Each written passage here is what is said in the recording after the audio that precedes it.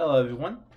In this video, we get to talk about parametric equations, which is another way to express graphs that we see. And so, the way that I'm thinking about parametric equation is, I'm pretending that a particle is moving along this curve C throughout a point in time. Now, I'll tell you that based off of what we learned for graphing back in the day, we can't have a function like this. So based on our current graphing knowledge,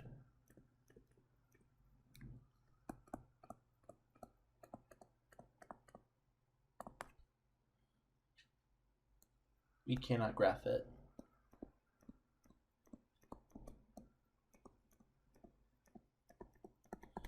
And the reason why I cannot graph it is because this curve C fails something fundamental for a function, and that is the vertical line test.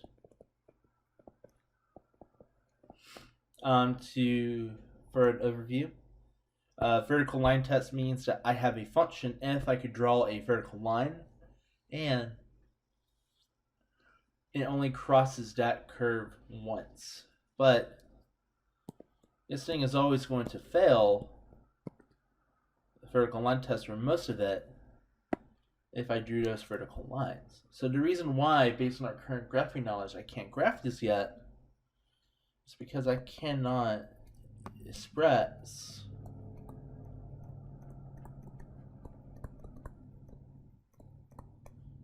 C, which is our curve, as y equals f of x.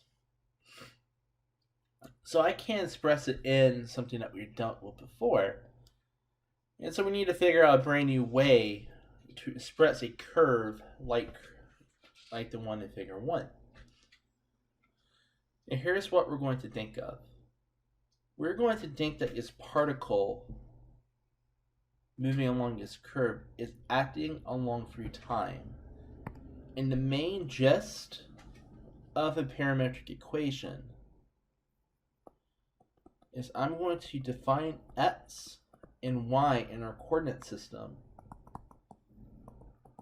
as two functions where the inputs are time, meaning that as my time along this curve changes, my x and y points on that curve are changing because I am defining x and y to be functions with input t.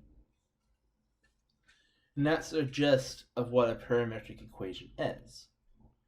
And so with that, let's go ahead and define parametric equations. So throughout this section, that third variable t, which I called time originally, I'm going to be more broad, and from now on the variable that I define, my x point and my y point, I'm going to call that term or that variable the parameter. And I'm going to use parameter since that is what is defining what my x value is and what my y value is. And with that, the pair x and y, which I can rewrite in terms of the parameter f of t, g of t, that pair is what I'm going to call my parametric equation. And so each value for my parameter will determine a point x and y, which I can plot on that curve C. Now, as for the actual curve, if I want to talk about the curve itself, I'll call it a parametric curve. So if I'm saying parametric equation, I'm addressing the pair x and y. If I'm talking about the actual curve itself, I'm going to talk about address it as a parametric curve. And so let's summarize the difference between what we're used to seeing and kind of the difference between a parametric equation. So first, our input.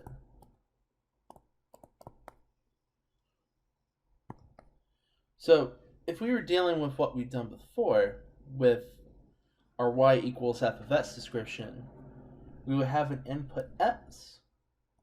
And what we learned way back in middle school is we define a function f and act on that function f on the variable x to give us an output of f of x. And that's how we typically define functions back in the day, or that's our standard two variable description. So that's where we get the y equals x squared, y equals sine, so on and so forth. What changes with a parametric equation is our input is now the parameter t. And instead of one function acting on t, I'm going to have two functions acting on it. One being lowercase f and one being g. And so I'm going to have two outputs, f of t and g of t, acting on it. And I define this output as my x value on the coordinate system. And I define this value as y on the coordinate system. And this two outputs gives me a parametric description of what's going on with the curve itself. And that's how we're going to deal with these types of problems. And so let's look for an example where we have two parametric equations. And let's see what it looks like when we actually graph it and what it looks like. So in this case, since I have x equals t squared minus 2t, that's going to be my f of t, and then my g of t will be the t plus 1. And so with this, let's go ahead and make a table. So as noted before, my inputs are going to be the variable t, and I'm going to have two outputs, x and y, and with that combination, I'm going to get an xy coordinate pair. So let's go ahead and write out some inputs for t. If I plug in -2 in for f of t, I'll get 4 minus 2 times -4, which is a -4, but with the minus, I get that x equals 8 in that case. If I plug in -2 for t in g of t, which is t plus 1, I'll get -1, meaning one of my curves, or one of my points in this parametric curve, should be the point 8, -1. Let's repeat that again with -1. Plugging -1 for f of t, I'll get -1 squared, which is 1, minus 2 times -1, which means I'll have 1 plus 2, which gives me 3. Plug in -1 for g of t, I'll get 0, meaning one of my points should be 3, 0, corresponding to when t equals -1. And I keep on repeating the pattern. Plug in 0 for f of t, I'll get 0 for s. Oop, that went everywhere. There we go. I'll get 0 for x. plug in 0 for g of t, I get 1, meaning that I have the point 0, 1 when t equals 0. And I keep on going with this. So I'll go ahead and list out what you would get.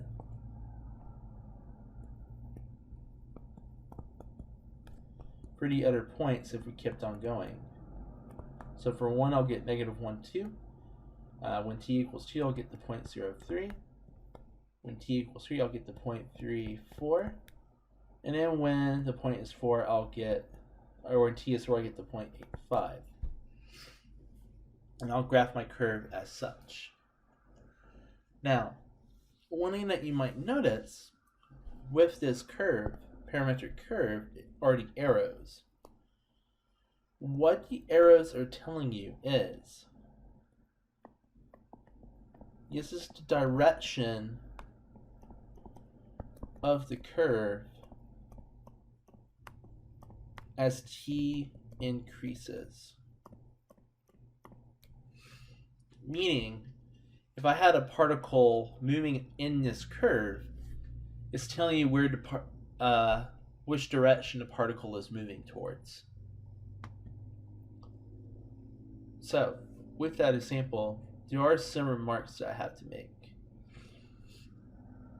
The main remark that I want to make is, with a parametric equation, there's a possibility to write a parametric curve without t, meaning that I could rewrite it back into an expression that we're used to dealing with. And in this case, the process is called eliminating the parameter. Gave myself a not good space for that. And so let's see if we can do that with the previous example. So the first thing I want to note is just looking at that curve. It looks like a parabola where my outputs are x and my inputs are y. So let's try to verify that and show how we do eliminating the parameter. The idea of eliminating the parameter is, based on one of your equations, solve for the parameter t. And I'm choosing y because since y equals t plus 1, it's very quick for me to solve for the parameter t. And then with now knowing that t equals y minus 1, I can now substitute for t in x. So x was defined by f of t, which was, in this example, t squared minus 2t. And because I solved for t, I get y minus 1 squared minus 2 y minus 1. Foil out the y minus 1, you're going to get y squared minus 2y plus 1. Distribute that 2, you'll get minus 2y plus 2. And then after you combine like terms, you'll get y squared minus 4y plus 3. Which corresponds to my previous assessment, which was my parametric curve can be rewritten as the parabola x equals y squared minus 4y plus 3. And so if you have to eliminate a parameter, think about it as if we were solving for just a normal equation and substituting. Pick the equation that's easy to solve the parameter for, solve for it, substitute it back into the other parametric equation. The next remark I want to make is, for example 1, I did not give any restrictions on what value for t, or the parameter I have, but there could be some examples where I did give a restriction on t. So for example, if I said, okay, let's say now I restrict my parameter to only be from 0 to 4, then what that means is I would not do anything, there we go, below 0, and I would not do anything after 4. I would just stop there. Meaning for a curve, what we're going to get is looks like that, which means I start off at 0 and I just kept on going until I get to the t equals 4. You trace it like that.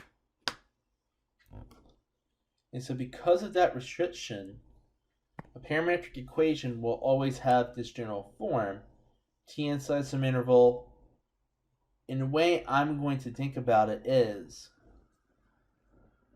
at the left endpoint of where the parameter is, I'm going to call f at that left endpoint, g at that right endpoint as my initial point, and then plugged in at the right endpoint, I'm going to call that my terminal point. Now, with that, now we want to talk about a couple cases of parametric functions. The first one are going to be parametric circles, and they're going to be based off of this example. So now we have x equals cosine, y equals sine, and now I restrict my parameter to be between 0 to 2 pi. Well, if I did what I did in example 1, and I pick a few points, I'm not going to pick all of them, I'll just pick a few. So let's say I pick 0, plug it in for x, I'll get cosine of 0, which is 1. Plug it into sine, I'll get sine of 0, which is 0. Meaning graphing, I would have the point 1, 0. And I'll also put down when t equals 0. If I plug in pi over 2, I'll have cosine of pi over 2, which is 0. Sine of pi over 2, which is 1. Meaning I will have the point 0, 1, not 10, because I can't read. That will be when t equals, let's stick with blue, when t equals pi over 2. And if I plug in 3 pi over 2 and pi, again, as we expect, I'll get negative 1, 0. Plug in 3 pi over 2, I would get 0, negative 1. Then if I plug in 2 pi, I'll get back to the point 1, 0. So let's graph that out. There's the point negative 1, 0. There's the point 0, negative 1. So on and so forth. And if I curve it, and try to sketch or try my best to draw it,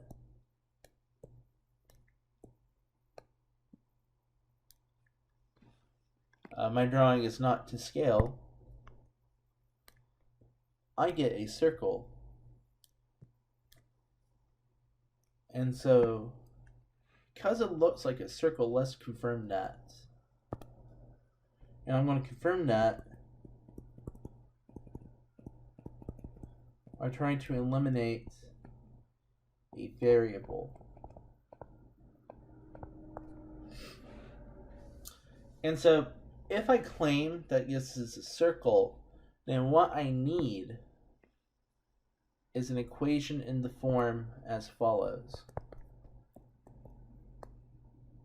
X minus h squared plus y minus k squared equals r squared, where in my circle this corresponds to the radius squared, and the HK corresponds to the center.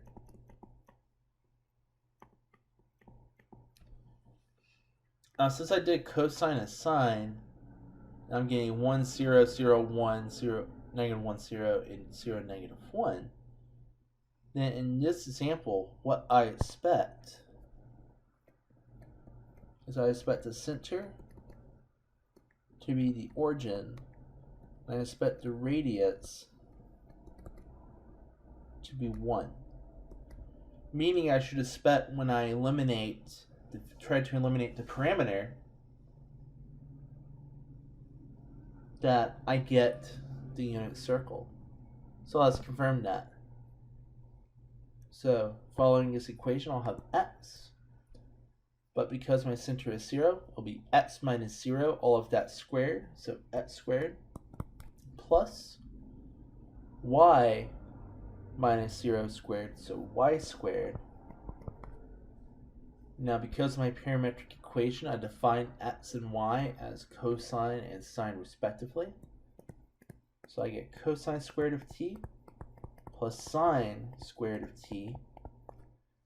Now, on a good day, cosine squared plus sine squared equals 1, which corresponds to what we expect. We just showed that x squared plus y squared equals 1. So that means I have a circle with center 0, 0 and a radius of 1. So that means we have the unit circle.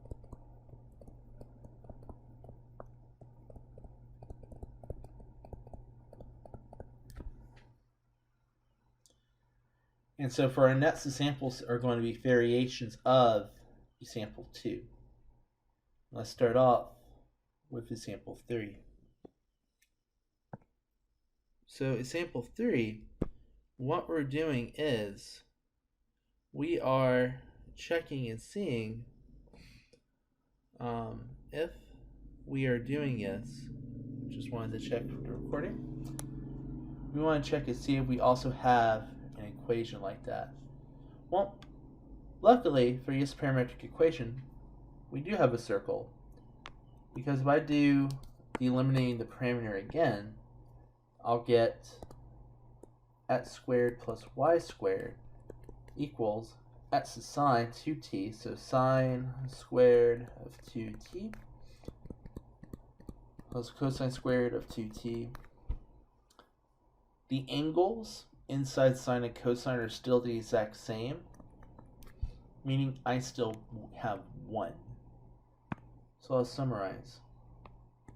So this tells me that for this example, the parametric, there we go,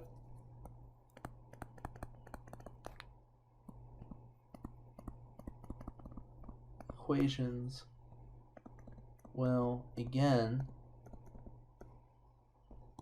represent the unit circle, but we have a catch now, and here's our catch. However, since now we don't have just t as my angle, since we have 2t as our angle,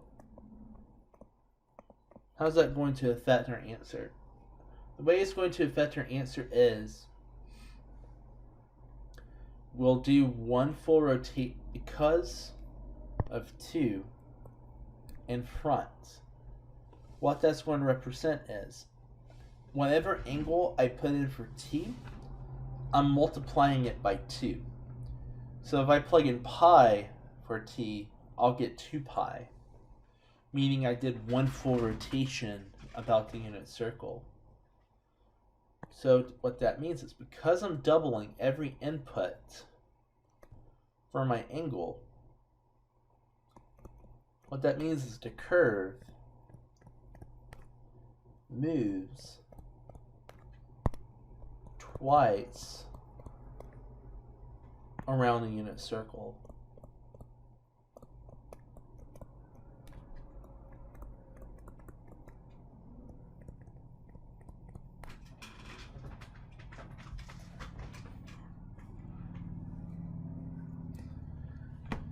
which makes sense. It gets vice versa if I had sine of t over 2, then the way that would correspond to your parametric is, instead of moving twice around the unit circle, I'll only move about, say, the first half of the unit circle, and other variations of the sort. And so now let's variate that and say we now have the parametric equation, and instead of dealing with the unit circle and the origin 0, 0, now we're going to change it up and say now we have the arbitrary center HK and an arbitrary radius R. And what will be my parametric equations for that? And what will be, how will the radius R affect it? So the way I'm going to show you this is in two ways. First, I'm going to talk about when h of k is still the origin, but instead of a radius of 1, we're not working in a unit circle anymore. We're now working with just an arbitrary radius. And so because of that, that means in the end we need an equation that goes x squared plus y squared equals r squared. Alright, well, we know from example 2 that we got the unit circle from the parametric equation of cosine, and then we squared that, and then plus the y from example 2, which was sine squared of t, equals 1. And we know that this parametric curve, it's just my unit circle. Well, let's say we change that up and say, oh, okay, well, the only difference here is that instead of it equaling 1, I equal an r squared.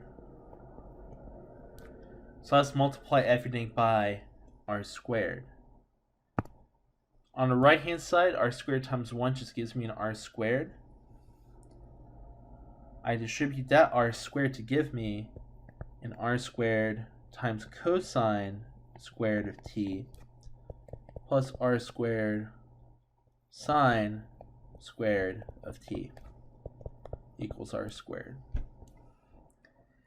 And now because in r squared times cosine squared, because they both have the same power of squared, I can combine them and rewrite them as r times cosine of t, all of that being squared. And I can do the exact same expression with the r squared sine squared of t. So there we go. Meaning I could rewrite this as r squared r plus r times cosine of t squared plus r times sine of t squared equals r squared. And so in case 1 where the center is still the origin and I have an arbitrary radius,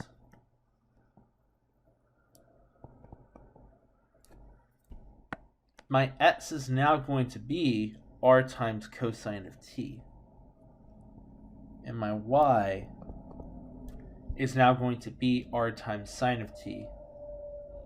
And this will now describe a circle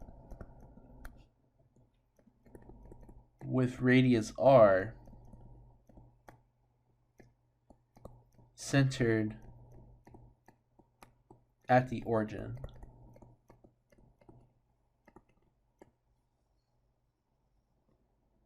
So that's going to be our first case, which is we still have that the point that the center is still 0, 0, but we changed it up to have an arbitrary radius r.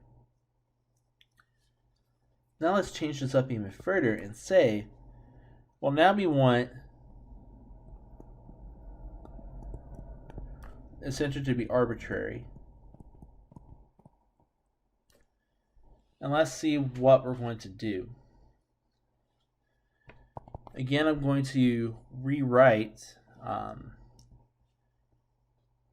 the general equation for a circle with an arbitrary center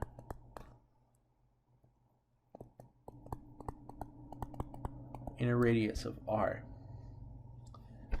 So we know that if we have r times cosine of t to plus, and have that squared, plus r sine of t squared, which equals y, I get a radius of r squared. So in order for Yet's whole expression to have a radius or equal r squared, and based on what I did before, I need Yet's to equal r times cosine of t. And vice versa, I need y minus k to equals r times sine of t. So I need x minus h to equal r times cosine of t, meaning I can actually solve for x, which means that my arbitrary parametric equation for x will be h plus r times cosine of t. And the same work applies when finding the parametric equation for y. And so now we know that if we need to express and write a parametric equation for a circle with an arbitrary center and an arbitrary radius,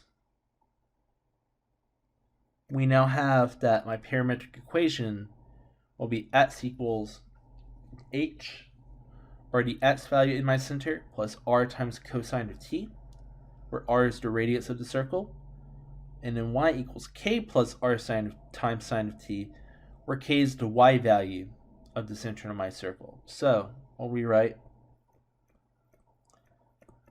parametric equations for a circle with radius r and center hk.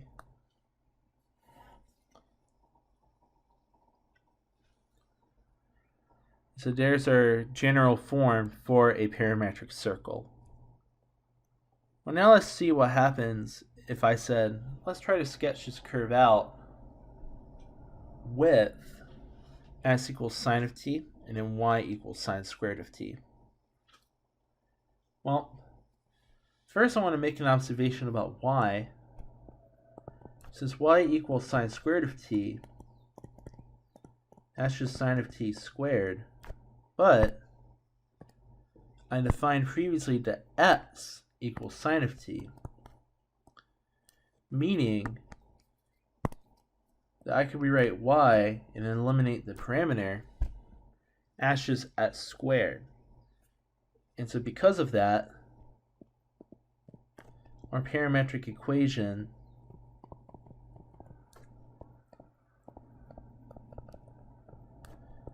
will be a parabola.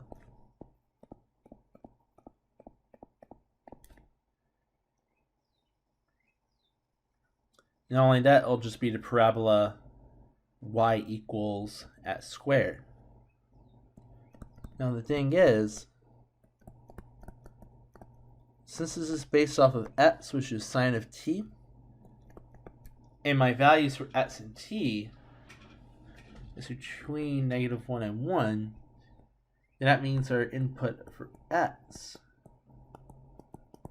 is going to be between -1 for 1. Meaning I'll have this curve going on so far. I'll have y equals x squared, and I'll have the point 1, 1 and the point -1, 1. and I'll have this curve. Now, I didn't talk about the orientation about this. And here's where the orientation comes in. I didn't give a restriction on the parameter t, so that means any values are fair game. So since sine of t is periodic, what does that mean? What that means is the values for x and y will move back and forth infinitely.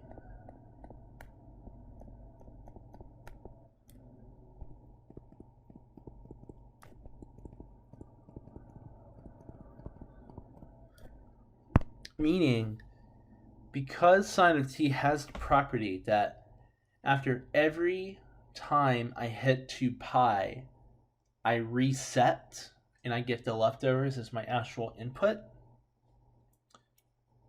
What that means is, well, decided to go around and jump a little bit. There we go. What that means is, for all points in time, my curve is just going to go back and forth between the points -1, 1 and 1, 1. And it'll just keep on going that for all points in time. Now, we get to talk about parametric equations for a line, and let's see what happens. So for yes and that type of parametric equations, I am now going to assume that my parametric equations are lines now. And I wrote both of them in slope-intercept form, because in this case my input is t. Let's look at x. In this case, my slope is a, my y-intercept is x naught, or x with a 0 subscript, and the same thing with y. Well, let's look what happens when I try to eliminate a parameter. And let's do this with x. Well, as mentioned before, eliminating a parameter means I'm solving for t. And if you solve for t, you're going to subtract both sides of this equation by x naught, and then divide by a. So x minus x naught divided by a gives me the value for t. And now substitute that in for the equation for y. I get y0 plus b times x minus x naught over a, which I'm going to rewrite as x naught plus b over a times x minus x naught. And then what I'm going to do next to make the point that I want to make is I'm going to subtract both sides of this equation by y naught, leaving me with the following: y minus y naught equals b over a x minus x0. And the reason why I want to rewrite what I currently have in this form is I recognized that from a very long time ago. This is my point slope form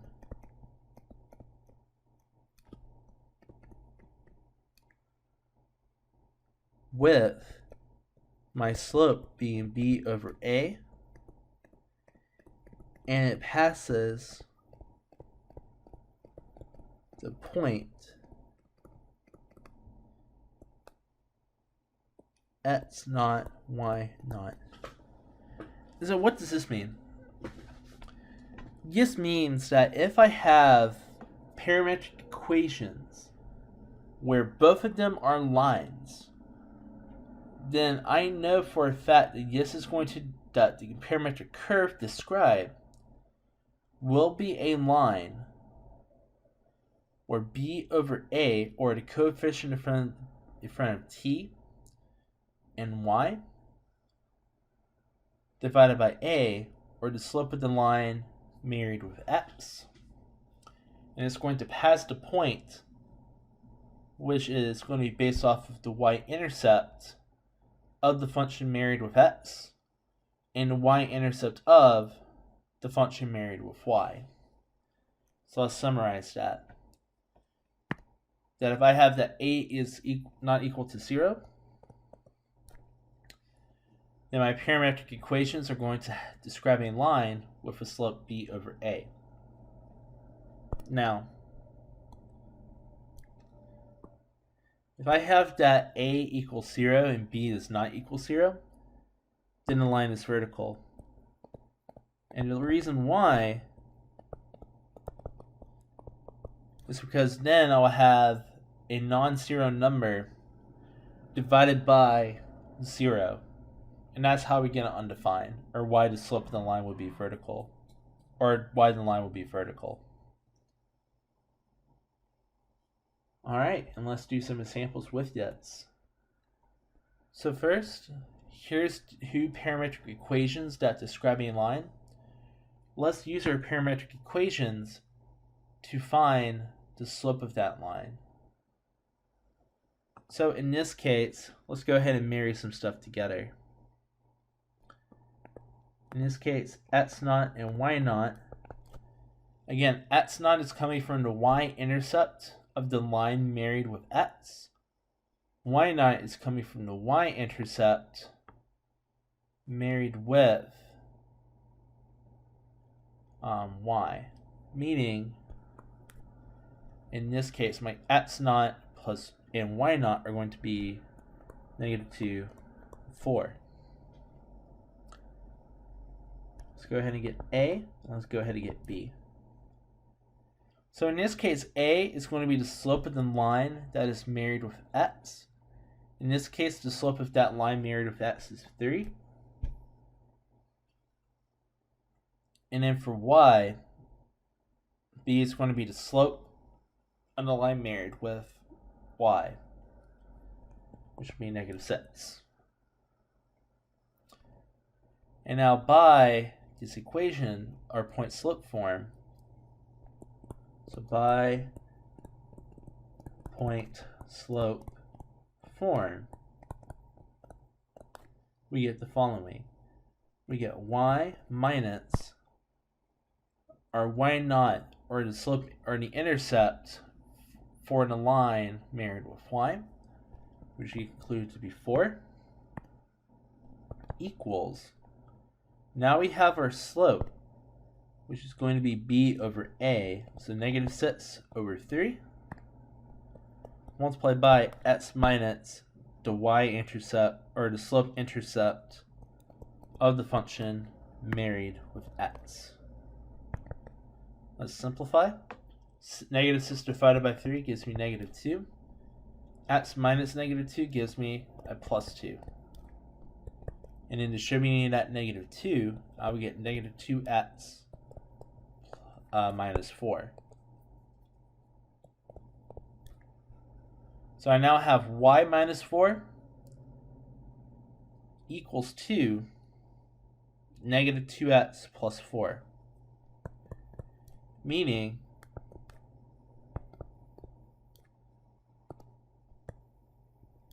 that if I add both sides of that equation by 4, I would have y equals -2x. And keep in mind that because t is going from negative infinity to infinity, and this is describing a line,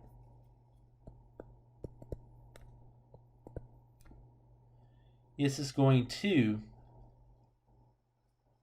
positive and negative infinity. So this gives me my domain for the line. And again, that's because it's coming from the fact that I chose t from any number that I could choose.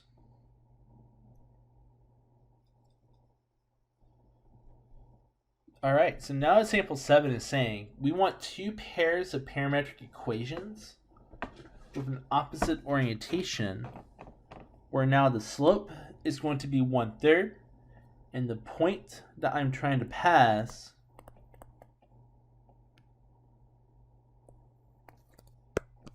is 2, 1. And so now I need to specify what does opposite orientation mean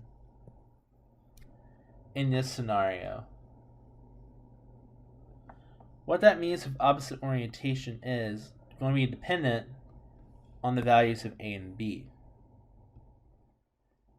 And so opposite orientation means the slopes of the lines A and B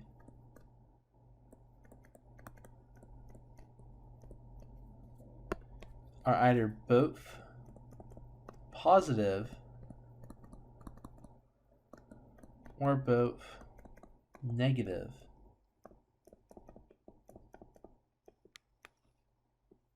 There we go. And so we have to discern about that. So let's go ahead and start forming a table. 0 plus AT, y equals y0 plus bt, and m equals b over a.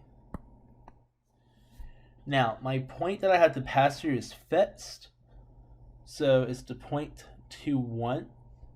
So that means in my equation for x and in my equation for y, I must include 2 and 1 somewhere to satisfy with that second condition that I must pass through the point 2, 1. Now, because my slope has to be 1/3, or b over a must be 1/3, one quick way I can get that is make a equal 3 and make b equal 1. If I do that, then I would have that the slope would quickly be 1/3. Now, if I wanted to, I could scale that up if I want to, as long as that ratio is 1/3. So for example, if I chose instead for a to be 6 and for b to be 2, that's still a valid answer, because 2/6 after simplification will still give me a 1/3. It's not in the opposite direction, because A and B must either both be positive or both be negative. And in terms of opposite direction means one pair must have positive slopes, the other pair must have negative slopes. So let's now discuss an opposite pair for yes. Well, since my original slope was a 3 for x, I get an opposite pair, or an opposite orientation, by changing that slope to a -3. Similarly, I get an opposite orientation by making b -1. Meaning m will equal -1 over -3, or equals to a 1/3. And so there are my two pairs for a parametric equation with opposite orientations. Alright, and that concludes the first half of section 12.1. The next half of section 12.1, I'm going to talk about how we can do calculus with parametric curves. Alright, have a great day.